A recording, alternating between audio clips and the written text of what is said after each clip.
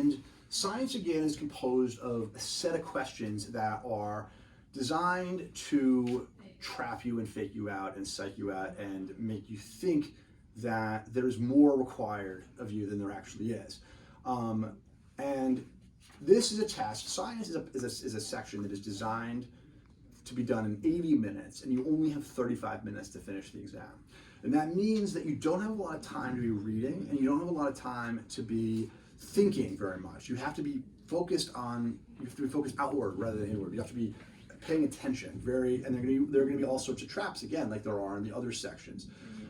So the particular types of traps that they deploy in science are distinctive because they're not actually asking you about scientific concepts. They're not asking you directly about anything you've learned in biology, chemistry, or physics. Only 1 to 3 questions will directly address anything you've learned in biology, chemistry, or physics.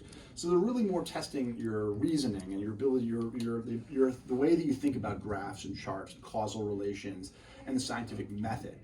So let's look at what we're going to talk about today is a type of question called bridge questions. So bridge questions are, if you take a look at the first page, question number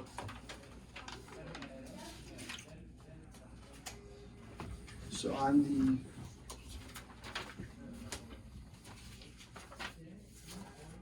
question number 38 and 39. Actually, let's look at question 40 on 74. See, so we got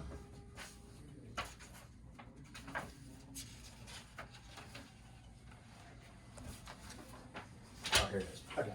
So we have 38, 39. Okay, let's look at 40. So 40, the question is, based on figures 1 and 3, at a depth of 0.5 millimeters in the motor oil, what was the approximate drag exerted on the steel ball? So it's hard to try to get at this on the board, but the idea is that they're asking you to look at 2 different figures.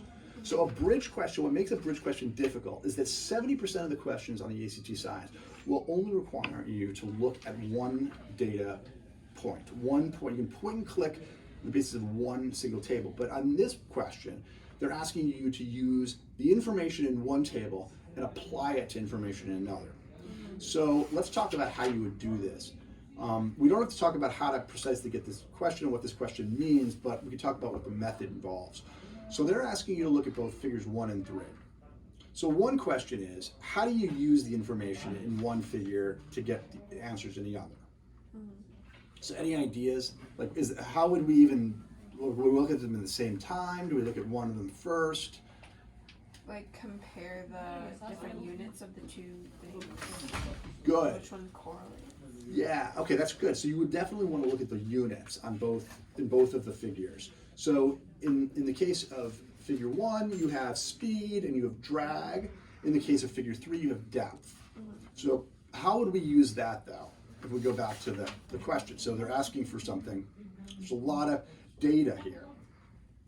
So like look at the unit of the depth and on the first or on the second graph, and then compare that number to the unit you're trying to get at. Yeah, it's good. Okay, so what you want to do, and you want to have a method that you always apply. You want to have the same method. This is about doing the same thing again and again, about following a rule. And in the case of bridge questions, you want to look at the units in the answer. And you want to look at you want to take the units in the answer, and you want to go back to the passage and see which figure uses the units that are in the answer. So in the answer we have millinewtons, or actually it's micronewtons. Which of the figures uses micronewtons? 1. Okay, 1. All right, now this is what that means. What that means is that we should be looking at the other figure first. So we have 2 figures. We have figure 1 and we have figure 3. You want to be looking first at the figure that is not represented in the answer, because we want to arrive at the answer. We want to arrive at figure 1. So figure 3 has a graph, right, where they show time and they show depth, right?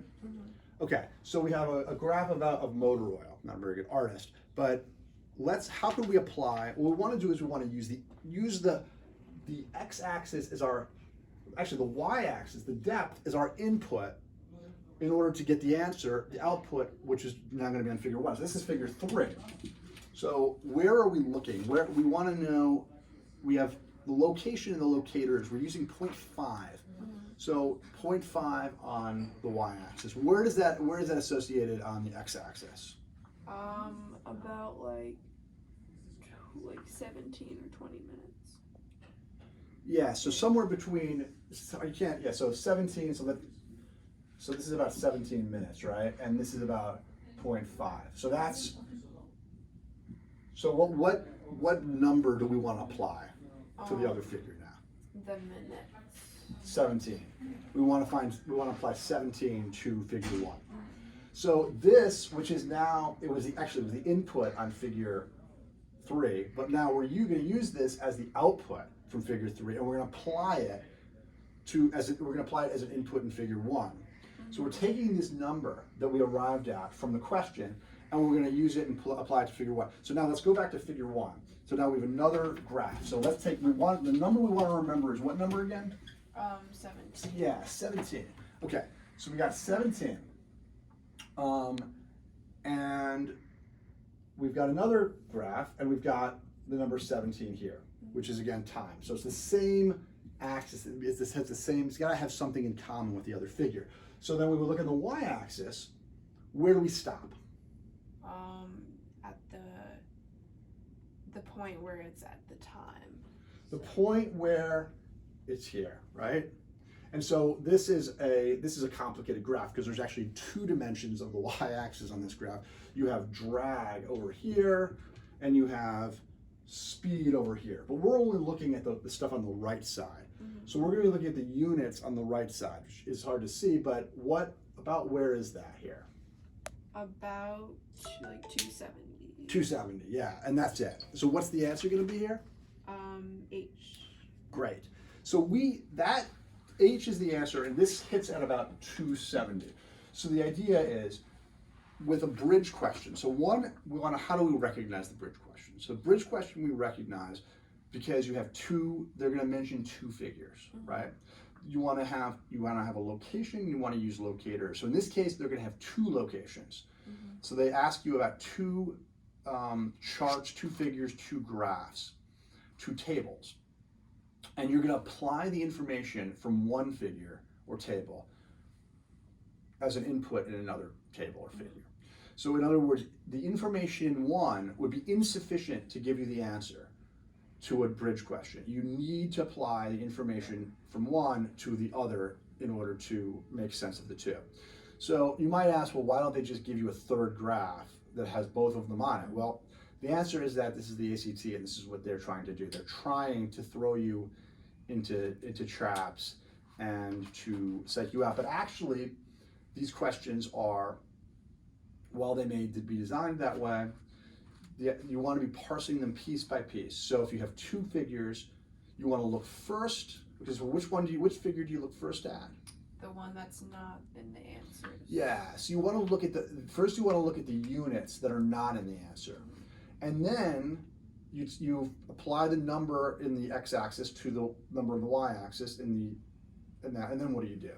And then plug it into the graph with the units that are in the answer. Right, and then plug it into the other graph, the one that has the units in the answer, and then you'll produce a new output.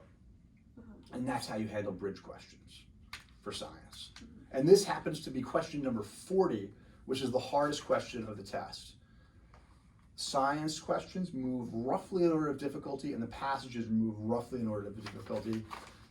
This question was missed by more students than any other question on this test, and that was their design, because the last question of the test is supposed to be the very hardest. So we just got it without a lot of myth or ceremony.